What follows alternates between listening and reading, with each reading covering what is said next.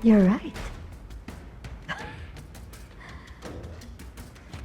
Siguro nga, kapag nakita nilang helpless ako, lalo na ni Manuel, babalik siya sa akin.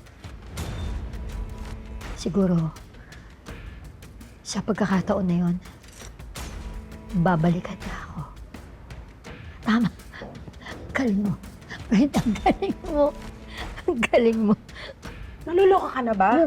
Ano ba? Brent, tiga. Saktan mo ako. Oh. Brent, saktan mo ako.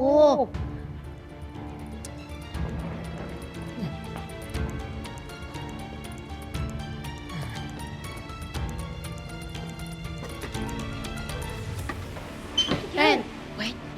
Sandali. Sugatan mo ko. Ha? Konti lang. Konti lang. Sugatan mo ko para pag nakita ni Manuel o malaman ni Manuel na na-ospital ako, baka sakali bumalik siya. Babalik yun kasi syempre maaawa siya sa akin. Kasi basta dali, sugatan mo ko. Sandali, konti lang. Ano ba? Bakit nasabi?